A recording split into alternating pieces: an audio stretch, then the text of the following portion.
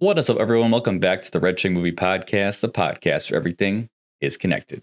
I'm your host, Jacob Thompson, and joining me as my co-host, friend, and the person most likely to black out while camping and just eat like 3 days worth of food, Alex Perkins. Perk, how you doing tonight? I'm well, thanks. And yeah, that's happened on many an occasion. Mm-hmm. Yeah, I go over to your tent. There's mashed potatoes everywhere, and oh yeah, you know, it's, all the taters are gone. It's not 55 of them to be exact. Welcome back to the show, everyone. This is the podcast where every week Perk and I review a movie connected to the last one we watched. If you like our show, we post pretty much every Friday on podcast services and YouTube. And if you like our show, tell your friends about it and come watch some movies with us. Last week, we watched Leon the Professional, and we followed Natalie Portman to this week's film, Annihilation. Perk, why don't you intro it for us? Yeah, all right. So Annihilation is a 2018 joint written and directed by Alex Garland, starring Natalie Portman, the aforementioned, Jennifer Jason Leigh, Gina Rodriguez, Tessa Thompson, Oscar Isaac, kinda. Mm-hmm. And it's about a meteorite that crashes in a lighthouse, and there's a weird, trippy wall that emanates from the lighthouse, and it's growing, and it's people have gone in, but they've never come back. Mm-hmm. Couple fun facts: is based on a book mm-hmm. of the same name, which has some similar plot lines, but strays away in a few different areas. Apparently, in writing the screenplay, Alex Garland decided to not reread the book because he wanted it to kind of seem like a dream or a memory of a book. And fair enough. Yeah, I think it was effective in that. It was very dreamy. Yeah, I think so too. Oscar Isaac during this filming was also filming Star Wars in an adjacent lot and had the same trailer for both movies. Very different performances. yeah, some would say. Mm-hmm. And then also there was the studio tried to interfere to make the movie a little more approachable to normies, but they got vetoed. And the head or executive producer sided with the writer, which we appreciate that. Mm-hmm. We do. Like a good artistic vision. Yes, sir. I'll go first, Perk. I often throw to you, but I'll start off on Please. this one. I don't know how to feel this movie. I thought it was very well made. I can say that for sure. I think it's shot well. I think it's acted well. I think all the pieces are there. I just don't know if I was able to connect with the core plot and the core story. This movie felt like it was very symbolic, but I didn't really know what it was trying to say. I did some Googling after. It seems like, self-destruction is kind of the general theme that is explored, but I don't know. It didn't really hit me too much. And yeah, like I don't have too much. I don't know how I feel this movie because it's also pretty horror-y in moments, which is not my favorite genre. It gets pretty kind of creepy at points. And yeah, I'm not a big symbolism guy. I know you are, so I'm excited to hear what you think of this. But I heard before watching this movie that a lot of people either love it or hate it. I'm kind of indifferent. Like, I think it's well made. Not for me, I don't think, just because, yeah, it's very obscure. But yeah, that's kind of where I'm at. What did you think, Perk? I loved it. Yep. Yeah. I knew. I'm like, I think you had a good read on me for this one. No, I was gripped. I think that I agree with you. I think it's very well put together. It's pretty lean. It's got good pacing. The performances are really good, especially Jennifer Jason Leigh, I thought was outstanding. I like this story. I like it feels original. I know it's based on an IP, but it's not something I've seen. I think the central relationship is pretty interesting to follow, and the way that they cut to flashbacks is good. As to symbolism, yeah, I really like. So I will say that to be fair to Leon the Professional, which I kind of panned the symbolism in that one because it's just it bashes you across the face. Like, look, he's got a plant. Mhm. Plants have roots, but he doesn't put down roots. But in the end, she plants the plant. We get it. Mhm, It's mhm. very simple. I thought that the symbolism, the point of like the underlying theme, I thought was pretty obvious, and almost a little bit teased too much. So not nearly as much as Leon, but Mhm. the main symbolic feature of this movie for me was cancer, which they really do. They leave a ton of breadcrumbs to the point where Jennifer Jason Leigh's character has cancer. Shepard's daughter died of cancer. Like Natalie Portman starts off the movie talking about cancer in Mhm. her classroom, and yeah, you've got this little inciting meteorite, and it takes in around it, and it mutates and it grows and it progresses and it's getting bigger and bigger, and it'll end in annihilation. And Mhm. that's that's cancer. So I really like the symbolism there. I think it's pretty well laid out, but it's nice to have at least like a through line backbone of that. And yes, I agree with you. Self destruction's definitely in there as well. There's a few things floating around, and I think there's a lot of different ways you can end up taking meaning out of this movie. Yeah. Yeah, and yeah, I think this for me personally, in my personal taste, I just think the theme just wasn't discussed enough or brought out in the open enough. Like, I'm pretty sure, and there's things I thought were going to happen didn't happen. Like, I'm pretty sure no one ever acknowledges the tattoo, like the Infinity or Ouroboros tattoo that appears Yeah. on everyone that goes in there, or most people that go in there. I thought it was going to be like a reveal, and like we were going to be like, oh, maybe I just watched too much anime where that's as often the case, where they, plant something and later on you get revealed of what it is. There's not really a lot of that stuff. I think one thing I liked was how, and it's kind of spoken about at the end when she's getting interviewed by Wong, and he's trying to say that it was like malicious. She's like, no, it was just kind of nature. Like it only was aggressive when we were aggressive towards it, kind of a thing. And that reminded me of Outer Wilds, which we talked about on the podcast a few episodes ago, where like nature is indifferent. Like it's going to do what it's going to do. And it could be harmful to you or helpful, but like it doesn't really care. It's going to just act. And that's kind of what the mutations were like in this. And I think it ended up being an alien was interesting, and it's a cool take on an alien story. But unlike you, I have seen other stuff kind of do this kind of story, and I think better in my opinion, or more enjoyable to me at least, which we'll talk about in the recommendations. Sure. So yeah, and there was cool concept. I was just kind of waiting for a final act, big reveal, tie it all together, kind of a thing, and we didn't get that. And that's what I was kind of hoping for. So Yeah, I suppose. Actually, one. So you mentioned Outer Wilds. How about those the moments in the score when they bring in the Spanish guitar? Did that not totally remind you of the banjo from Outer Wilds? I think the score was fantastic in this movie, by the way. Yeah, I agree. I thought, especially in the climactic moment with the alien, the way that they have like the distorted like bass synths is just so cool. Give me some Blade Runner vibes. Yep. Yeah, one way I was looking when I was watching through, I was like, this is like sneakily a super good zombie movie. So I don't know if maybe that's what you were thinking of, or down that path, but I thought it was at least a fresh enough take for me. And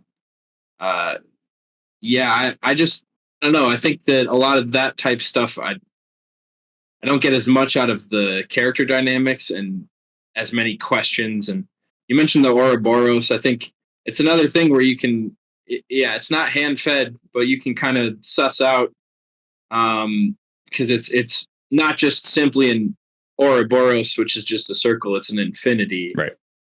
Which I think ties into the refraction and how everything gets refracted back in, and it becomes a part of itself in an infinite loop.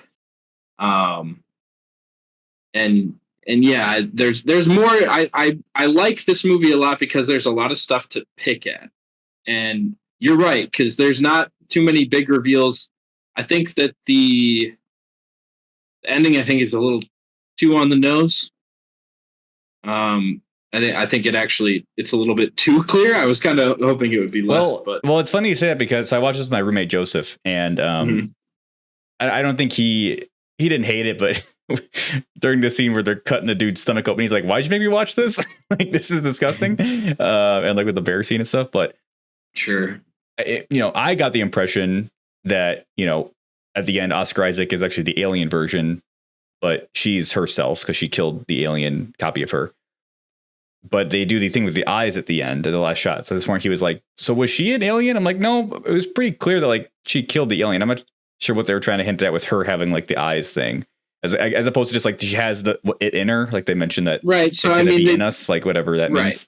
They could have, they could have set it up where because throughout the movie we see her cells and it's mutating her cells. Yeah. So it very much could just be that. It could be the DNA of the alien just messing with her eyes. I thought that the eye thing was a little much, but and the fact that when she asks, "You're not Kane, are you?" and he says, "I don't think so." I think maybe even just no response there and just the hug. I don't know, but well, and I think they're really, really fast. There's a question I had because one thing I didn't get was why, if he was the alien version, why was he dying when he got out, but then he was better when the shimmer went down? Yeah, that's a good question. That doesn't make any sense to me because I was like, okay, maybe he was dying because he copied the biology of Oscar Isaac.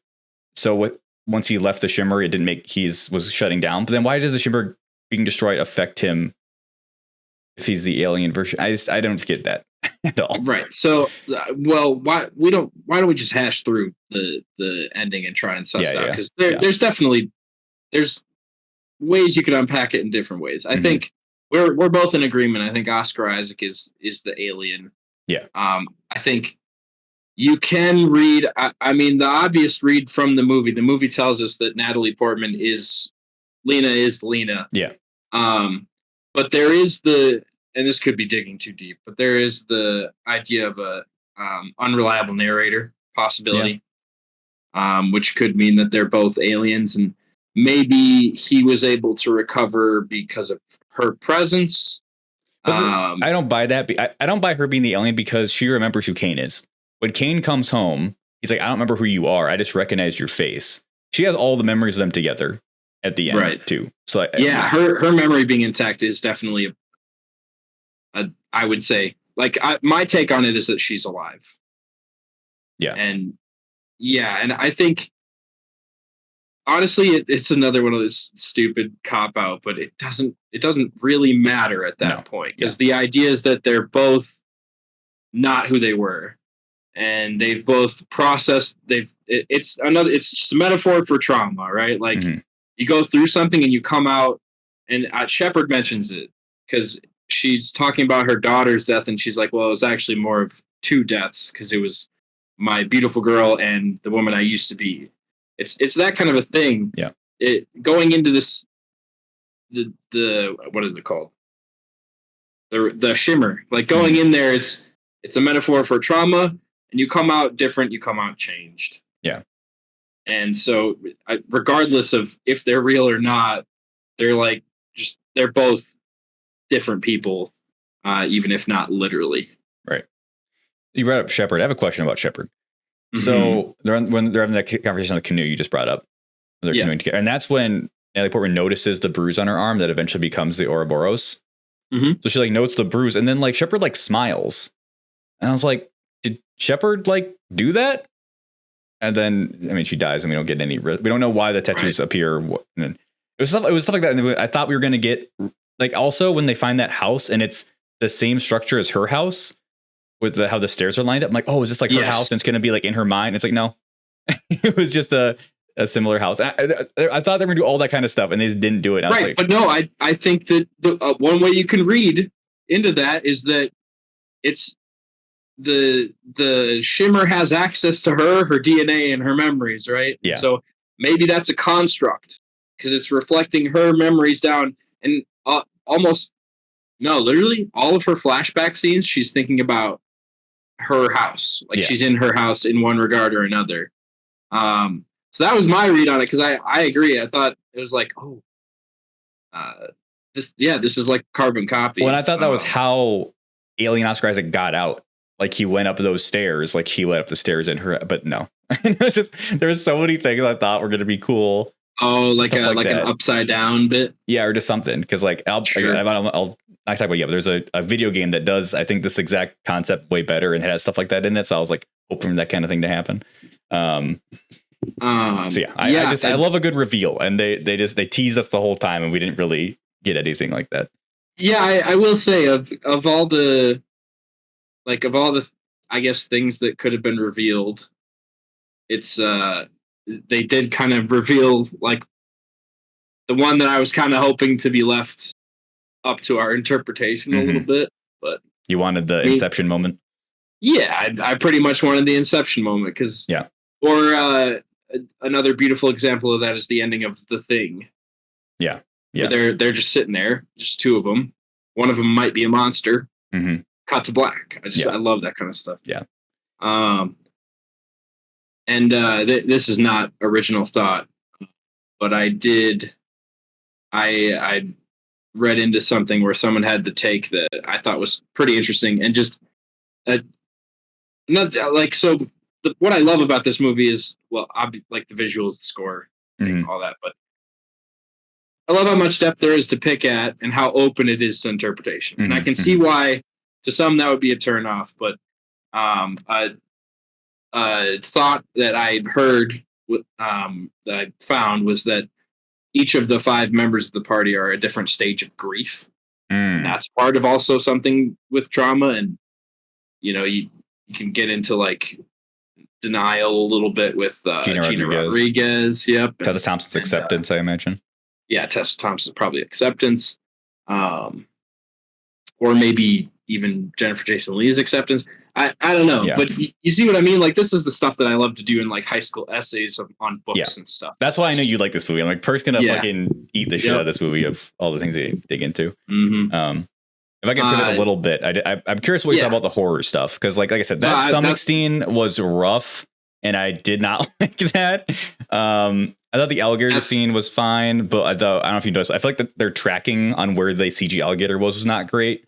Like, part one was shooting and it was like above where the gator was, which took me out of it a little bit. And then the bear, unfortunately, I've seen that concept before in anime where a beast can mimic human speech. Still really creepy. And I didn't love they showed Gina Rodriguez getting her throat torn out. That could have been implied. We didn't need to see her act. Like, there's a little bit of gore porn in here, which I'm not a big fan of. So overall, I'll take it or leave it on the horror stuff. Yeah, I don't like, I'm not a big horror guy because I'm a baby, but I thought in this movie it was really effective, at least for me, to an extent. I thought the bear scene was great, even with, maybe a little over the top on the gore, but I wouldn't necessarily call it gore porn because there's it's pretty reserved in comparison to some other. I mean, like it could be Tarantino, but I really liked the mimic effect, which I'm not a big anime guy, so I haven't seen much of that too often. It's creepy as fuck. Oh yeah, 100%. I think the Sharkadile, it was a cool way to introduce like the mutation properties. I thought the jump scare where Tessa Thompson gets yanked into the hut was It reminded me of Star Wars. Does that make sense? I feel like I forget which movie, but somebody gets pulled into a pit. No, in episode 4 when they're in the trash compactor and there's the thing swimming around. Oh yeah. It reminded me of that, and I was like, this made me laugh a little bit. I just thought that the jump scare of like her getting yanked in there, it seemed like it was kind of shoehorned in. Like, you could have had the thing swim up to you. Yeah. Like, have a shark fin, and then the reveal that, although I don't think it had a fin, did it? I think it just had shark teeth or something. I remember it said multiple layers of teeth. I wasn't clear on that. In the thumbnail, it's going to have a fin. Um, but they could have just had it swim up and fight it that way. Yeah. And then here I am at the end of the movie, like, so another, little symbolism thing.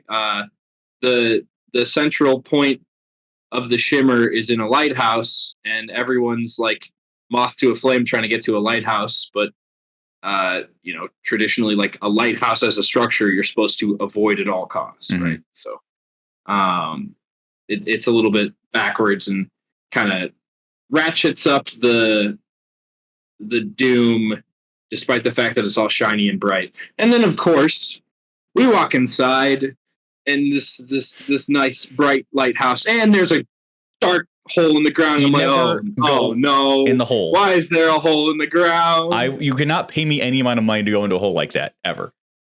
Oh, but yeah, for me as a baby on the scare level, I think this was perfectly in the zone that I'm looking for out of a thriller. Not too many jump scares, more cerebral type horror, and some of the almost like John Carpenter level, like in the pool where the growth out of the guy's stomach. I thought that stuff was super effective and really gross.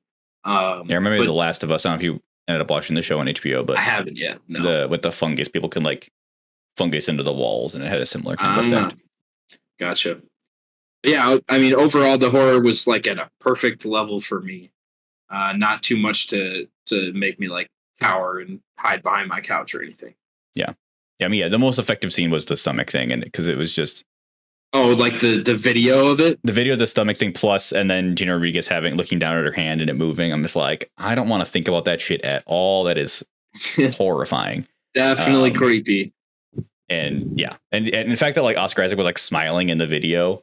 And it's like, yeah, that went crazy. Like, yeah. No, thank you. Yeah, they went crazy.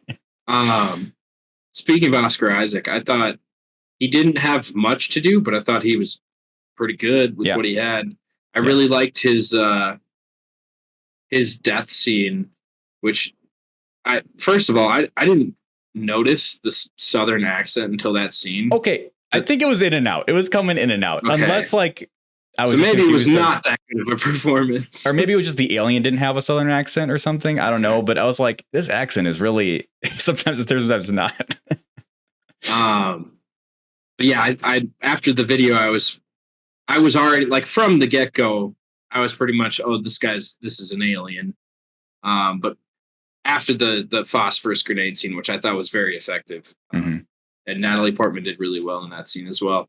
I was for sure like, oh yeah, I mean the little soliloquy he gave, like the conversation he had with himself, I don't think like that it wouldn't have come from the alien. The alien wouldn't have progressed that much from a dialogue standpoint yet. Yeah. I wasn't sure about alien stuff yet because we had seen the deer that was like an echo or a copy and that had been mentioned before. I'm so like, did he just get copied? Did he get his mind wiped? I mean, yeah.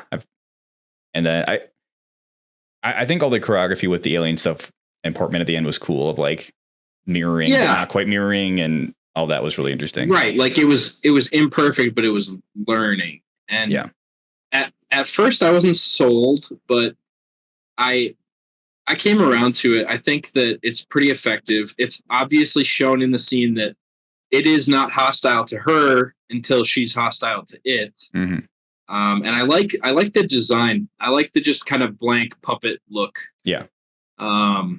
Joseph said if it was a high res or a low res version of the Asteroid City alien. Yeah. It's very lanky and yep.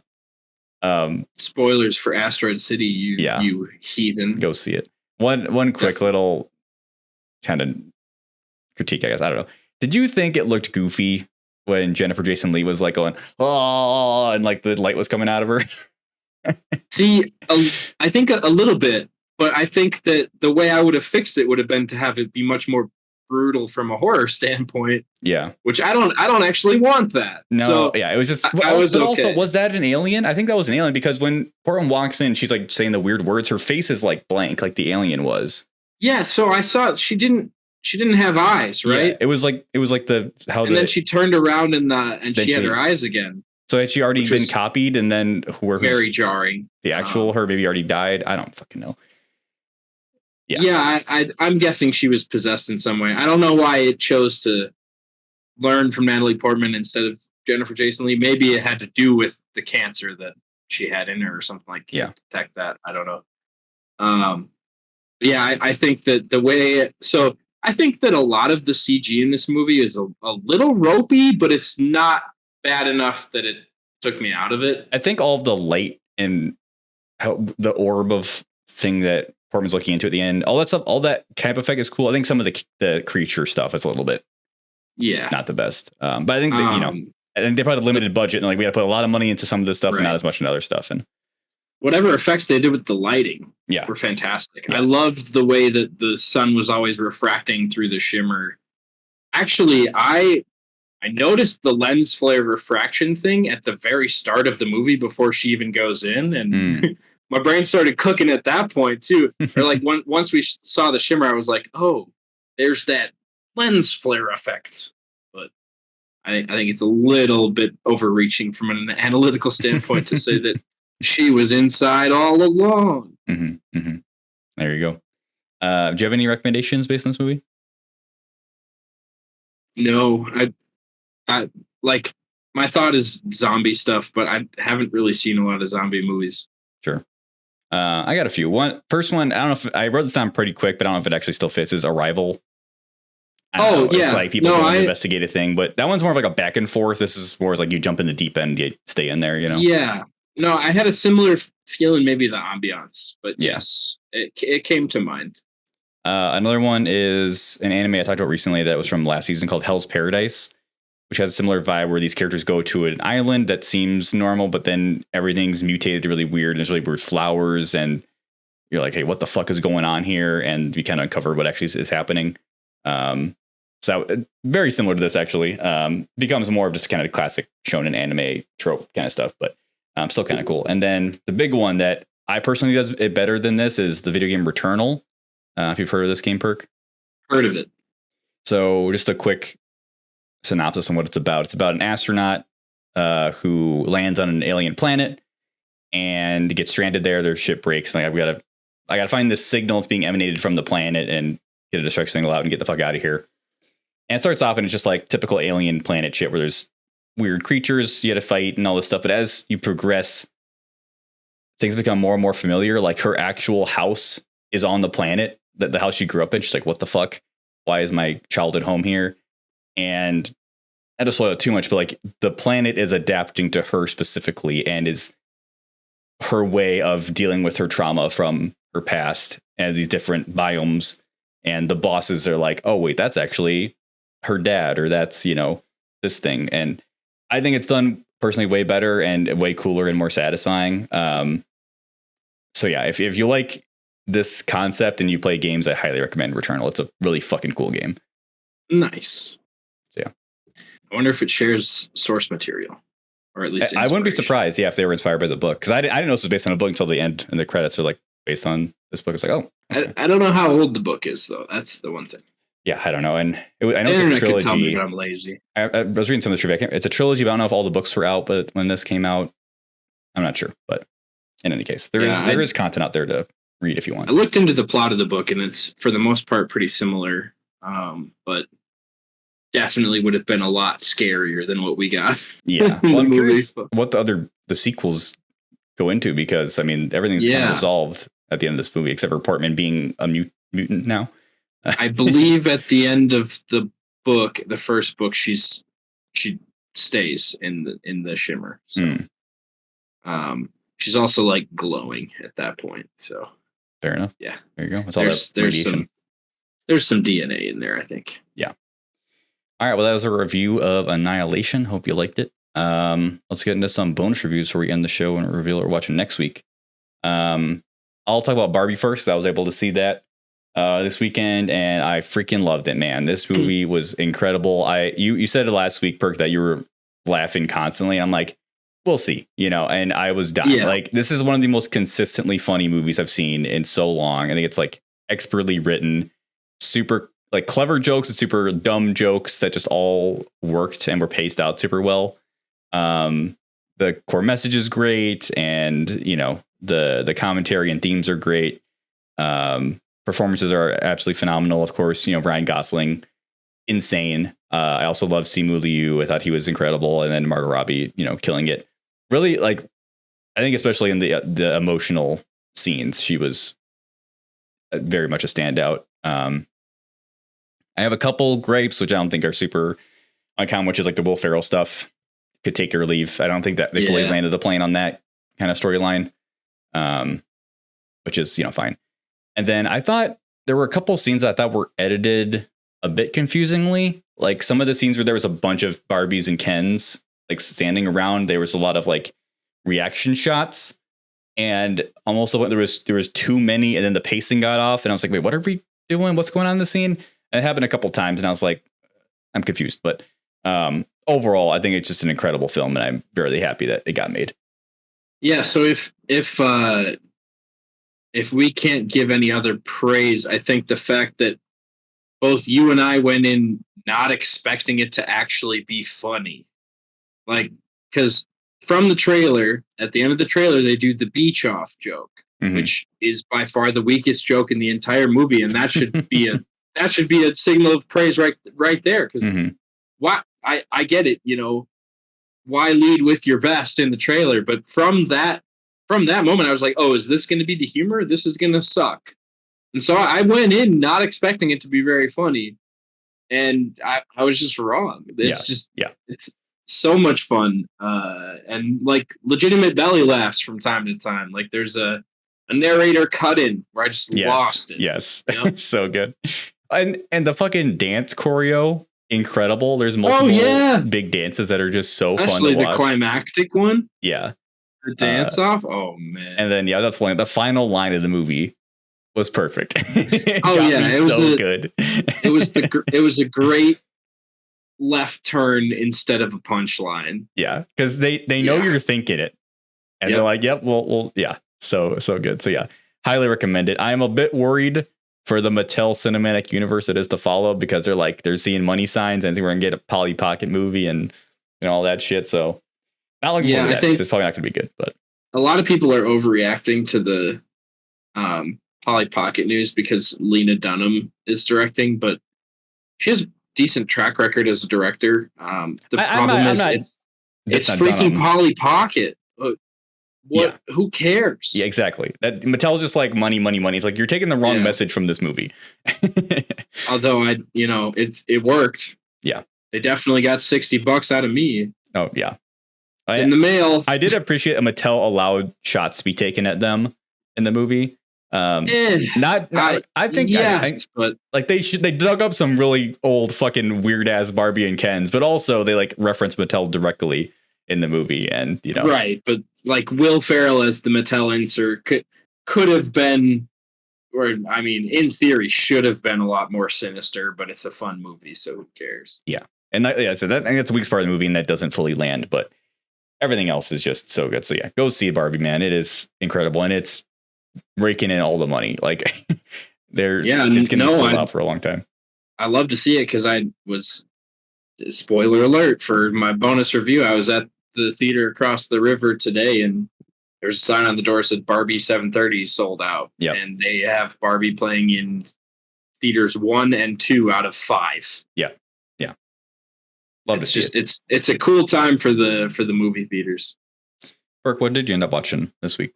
Yeah, so I caught a movie that I've been meaning to, and it almost for me got lost in the shuffle of Barbenheimer, and I'm almost a little upset that it came out when it did, because it deserves more attention. But I went and saw Past Lives. Oh yeah. Which I had mentioned to you because it was a potential Korean movie that we could watch. It's phenomenal. It's fantastic. It's so good. The premise is that I'm going to look up names because I don't want to be disrespectful. But the lead actress is Greta Lee, who's outstanding. Mm-hmm. She was a child in Seoul who, when she was 12, immigrated to Toronto Okay. with her family. Mm-hmm. She had a best friend, like young love boyfriend at the time. 12 years later, they end up getting in touch and talk a lot via Skype. And then 12 years on from that, they end up meeting in New York. And at that point, she has a husband in New York, and there's this almost like what could have been forbidden love. Like it's so good. So the movie that comes to mind is In the Mood for Love. It's the same kind of thing. Yeah. Like the will they, won't they, the romantic tension between the two leads is, I said I was going to look up names.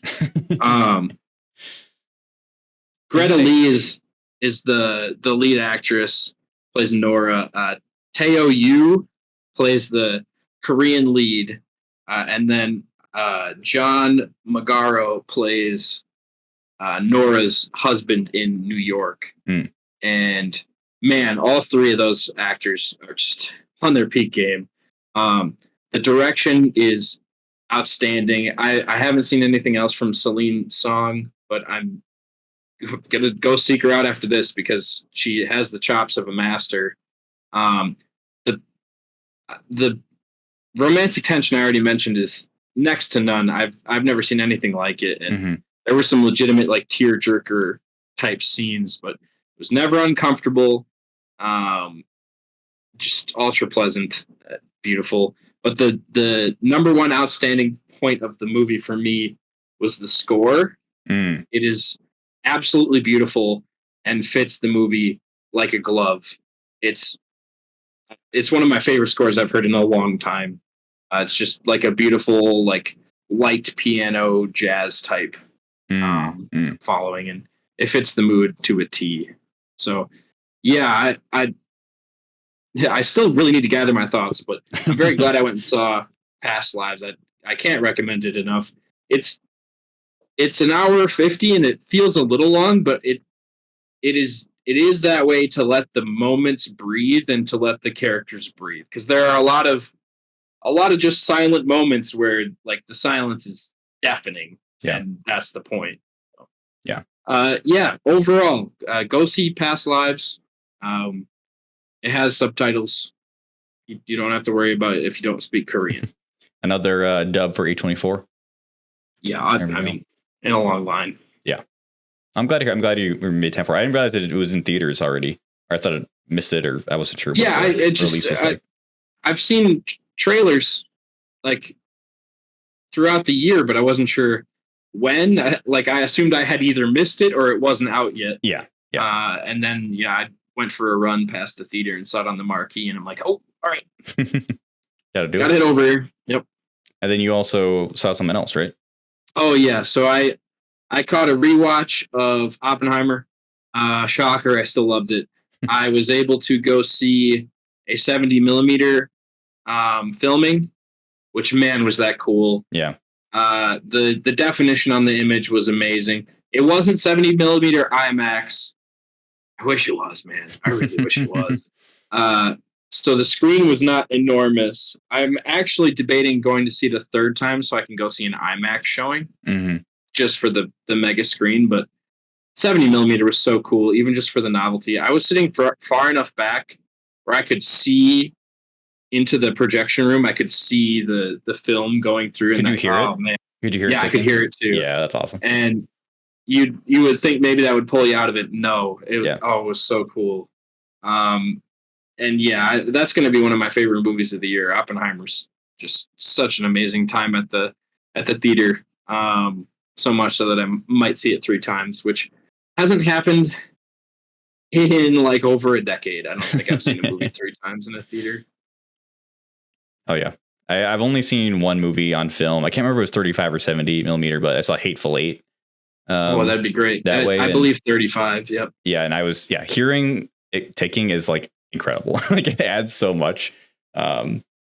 Yeah, I'm really glad you're able to do it. All right, what I also watched this week. So story time a little bit. So a long time ago, years ago, I was watching a sketch on YouTube. I forgot the name of the sketch, but it was basically like trying to get your friend to watch anime. And it was like, the show I'm about to talk about, a show with very quote unquote ugly animation. And it's like, that's too ugly. I can't watch that. And then switching to like Violet Evergarden, which has gorgeous animation. He's like, that's too beautiful. It's too beautiful. And just, kind of showing kind of the range of animation and art you can get in anime. And I tagged the show. It's called Ping Pong the Animation. And I was like, that is super unique looking. And yeah, it's if you see a look at it, it looks kind of ugly, but he kind of showed a scene in motion. I was like, but it looks like very dynamic. And like ping pong, I think is an interesting topic. So like, I'm going to remember that. And then it finally came to Crunchyroll, I think recently. And I was like, I got to watch Ping Pong the Animation. So I watched it and I fucking loved it. Nice. So every time I watch an anime, I have like a running tier list on my phone. And this was easy S tier, like no question. This show was incredible. It hit all of the marks for me of. So to talk about the animation. So I had Perk, I had you watch a trailer before we started so I could knew what I was talking about. So it's hard to describe because like it is. It looks like crude and like a first draft of what an anime would be. Yeah, it's by no means bad. It's just a little rough around the edges. Yeah. And it's hard to tell if that was easier or harder to do than like a normal anime. When in doubt, if it's cool, it was probably harder. Yeah. And I mean, Perk, you mentioned that it's kind of an immediate turnoff for you because this is the way it looks. Yeah, there are some shows, like I love animation as a medium, but there are a few shows that I've just never watched, and because the animation is like, I just no thanks. Yeah, and I like I a weird, have, like unsettling stuff. Right. Yeah. Well, I have that for some of like the Adult Swim kind of stuff, and that prime time for that. Yep. Yeah, because that to me comes off as a kind of gross and like unsettling because it also feels like it comes with a lot of like just gross out humor, like vomit and puking and blood and all that shit. And it's just like, or the other turnoff is like the super stale, boring Netflix adult animation. That's just like, it's not interesting to watch. Every show looks like Brickleberry now. That's just every animated adult cartoon. So, but with this show, it's like, okay, well, it's about ping pong. So it's not going to be like disgusting. And they're not doing like an animated show on Netflix, not doing like adult humor. And it turned out that because the animation was so fluid or the art was so fluid, they were able to do so many cool things just with movement and dynamics, like, because it's ping pong. So these characters are moving around a ton and it just looks incredible in motion. And like, it's so amazing to me that like, a term you'll hear in animation is a character's like model sheet, or if a character is on model. So like if you're designing a character for animation, you have like a sheet that has like them looking forward, them looking to the side, them looking down. So you like know the perspective on everyone. So you know how to draw them in different, orientations. Yeah. Yep. I feel like none of the characters were ever on model in this show. They were just allowed to be fluid and dynamic, but you also could always tell which character it was because of how they moved. Which is just so impressive to me. And so that's just how it looked and all that. But the story was incredible. And it could have been a very generic sports story. Because we follow 5 different ping pong players in high school that are all trying to be the best to some extent. And they're all on kind of different personal journeys of what that means and who they are as people. And they're kind of discovering themselves. And there's kind of one character we follow more than others whose nickname is Smile. And, not to spoil anything, but the traditional shonen thing was he trains really hard and he has difficulty, but then he becomes the best and he wins, right? That's not what happens. And what does happen is so satisfying. And it's satisfying because I didn't expect it. And it just made sense for all the characters. And I was like, wow, like what a fucking incredible show. And it also felt like uniquely high school and adolescent of like growing up and trying to figure out who you are and what you enjoy and all that. And what you have talent for, but what you may like, what you may not have talent for, and vice versa. It's perfect, man. Like I fucking loved it. But it's not like he gets to the final and then comes real close but loses and is happy at the end. Perfect. We don't even see most of the final match. Oh, thank Christ. I'm so sick of that, man. Yeah. no, where they go with these characters completely defied my expectations, but made so much sense. It was just beautiful, man. Like it really like affected me, and I want to see more stories like this that are just completely character driven. Because I think it's my favorite kind of stories are like all about the characters. Like, hey, what would this character do in this situation, and kind of using that to guide the story as opposed to what's a cool story and we put in characters kind of a thing. And that along with the themes are just incredible, and just great imagery. Like even apart from the art and animation, like we'll just cut like a still of something that's just gorgeous and completely showcases a point that someone's trying to make. And yeah, it was just incredible, man. I can't recommend it enough. I don't know how many people I'll be able to get to watch this because of how it looks, but if you can just get past the look and just watch an episode, I think a lot of people could get into it. And it's only 11 episodes total. Like it's short and it's a complete story. So yeah, I can't recommend enough. Ping Pong, the animation. Go check it out. There is a dub as well. I don't like promoting it, but because we watched the trailer for it in dub, and like some of the line deliveries from the characters are completely different than they are in the Japanese. I'm like, that's not what this character sounds like or what they would do, but that's just me being. Yeah, I think the dub kind of adds to that pudding nature of the animation for me as well. So I'm sure it would be better in sub. Yeah, and it's got a banger intro, which if the show's got a banger intro, it's probably a good show. It's true. So yeah, check out Ping Pong, the animation, please. The show does not enough people know about it, so we need more eyes on it. All right, well, that is our show for this week. So that was our normal string of 5. We're doing our chunks of 5 here, and Perk and I have talked and decided we should have mentioned this earlier. I think we didn't say anything because it goes without saying. I think for us is like we really support the writers and the actors on strike, and now there's not much we can do with a very small platform, but I think it'd be good for us to kind of avoid the struck companies as much as we can for a bit and start promoting films from other countries and getting more eyes on that while they get what they need here in the US. So we're going to take a trip to Japan, one of my favorite places to go for watching stuff. And here's the connection I concocted for this. Annihilation, Oscar Isaac. Oscar Isaac he was shooting at the same time as Annihilation, Episode 7 of Star Wars. Also in Star Wars, Mark Hamill.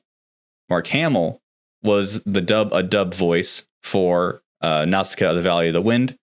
And then another Ghibli movie directed by Miyazaki is Princess Mononoke, which we'll be watching next week. And also, it'll be in theaters this weekend for Ghibli Fan Fest or whatever it's called, which is a national thing. You can go to your, hopefully, local theater and watch Princess Mononoke this weekend. So it's also streaming on HBO Max if you want to do that instead, or if that's easier for your schedule. But yeah, I'll be doing that. And then we'll probably do another Ghibli or two and then do some more anime movies, and we'll kind of play it by ear. But that's kind of the loose plan for now. So I'm very excited. I've not seen it before. Have you? I already forgot. Perk. Have you seen this one? No. Nope, so. I have not. I've seen a bunch of the Ghibli movies, but all of them when I was like a little kid. So I'd be excited. Definitely haven't seen this one. Looking forward to it. Yeah, same. I've only seen a couple, so very excited. I know this is one of people's favorites. So yeah, that'll be next week. Princess Mononoke on HBO Max as well as in theaters. But until then, thanks for watching. Bye. Bye-bye.